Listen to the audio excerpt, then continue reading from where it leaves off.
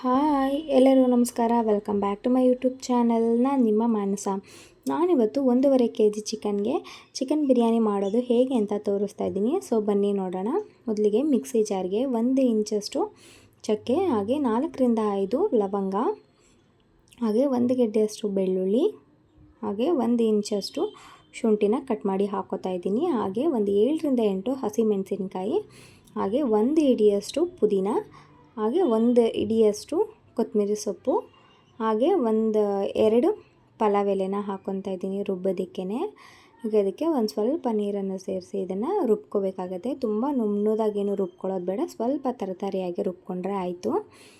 ಈ ಥರ ರುಬ್ಬಿ ಹಾಕ್ಕೊಳ್ಳೋದ್ರಿಂದ ಮಸಾಲೆ ತುಂಬಾ ಚೆನ್ನಾಗಿ ಬರುತ್ತೆ, ಬಿರಿಯಾನಿ ಟೇಸ್ಟ್. ನೋಡಿ, ಇಷ್ಟಾದರೆ ಸಾಕು.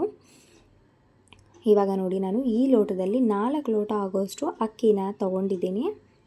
ಅಕ್ಕಿನ 2ರಿಂದ 3 ಬಾರಿ ಚೆನ್ನಾಗಿ ತೊಳೆದು ಮೊದಲೇ ಒಂದು ಅರ್ಧ ಗಂಟೆ ಮುಂಚೆನೇ ಎತ್ತಿಟ್ಕೋಬೇಕಾಗತ್ತೆ. ಸೊ ಇದೆಲ್ಲ ನಾವು ಒಗ್ಗರಣೆಗೆ ಬಳಸೋವಂಥ ಪದಾರ್ಥ.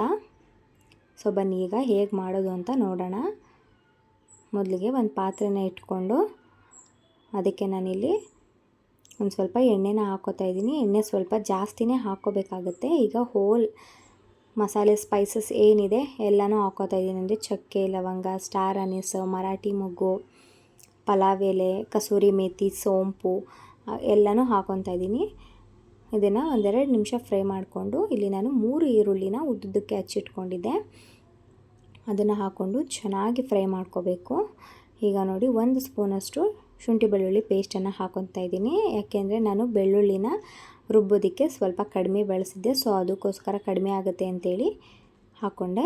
ಈಗ ನೋಡಿ, 1 ಹಿಡಿಯಷ್ಟು ಪುದೀನನ ಸಣ್ಣದಾಗಿ ಹಚ್ಚಿಟ್ಕೊಂಡಿದ್ದೆ, ಅದನ್ನು ಕೂಡ ಹಾಕ್ಕೊಂಡು ಈಗಲೇ ಫ್ರೈ ಮಾಡ್ಕೊತೀನಿ.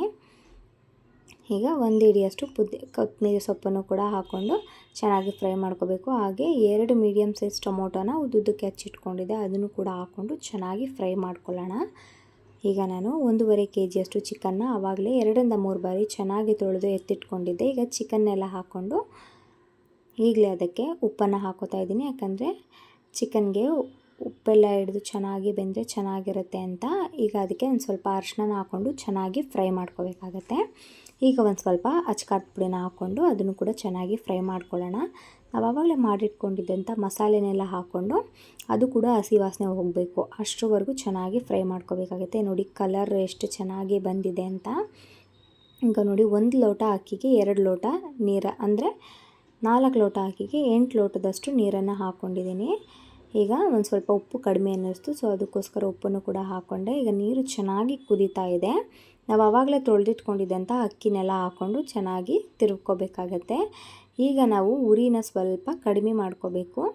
ಹಾಗೆ ಈ ಥರ ತಿರುಗಿಸ್ತಾ ಬರಬೇಕು, ಇಲ್ಲಾಂದರೆ ಕೆಳಗಡೆ ಎಲ್ಲ ತಳ ಹಿಡಿದು ಬಿಡುತ್ತೆ, ಬಿರಿಯಾನಿ ಚೆನ್ನಾಗಿ ಆಗೋದಿಲ್ಲ.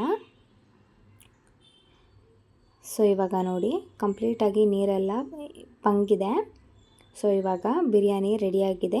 ಈಗ ಇದನ್ನು ನಾವು 1-2 ನಿಮಿಷ ಪ್ಲೇಟ್ನ ಮುಚ್ಚಿ ಮೇಲೆ ಏನಾದರೂ ಭಾರವಾಗಿರೋ ಅಂಥ ವಸ್ತುನ ಇಟ್ಬಿಟ್ರೆ ಬಿರಿಯಾನಿ ದಮ್ಮಲ್ಲೇ ಚೆನ್ನಾಗಿ ಬೆಂದುತ್ತೆ. ನೋಡಿ, ಇವಾಗ ರೆಡಿಯಾಗಿದೆ. ಮೇಲೆ ಇದಕ್ಕೆ ಸ್ವಲ್ಪ ನಿಂಬೆಹಣ್ಣನ್ನ ಹಿಂಡ್ಕೊಂಡ್ರೆ ರೆಡಿ ಆಗೋಯಿತು. ನೋಡಿದ್ರಲ್ವ ಎಷ್ಟು ಈಸಿಯಾಗಿ ಚಿಕನ್ ಬಿರಿಯಾನಿ ಮಾಡ್ಬೋದು ಅಂತ. ಈ ವಿಡಿಯೋ ನಿಮಗೆ ಇಷ್ಟ ಆಗಿದೆ ಅಂತ ಅನ್ಕೋತೀನಿ.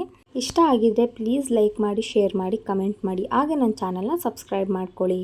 Thank you for watching.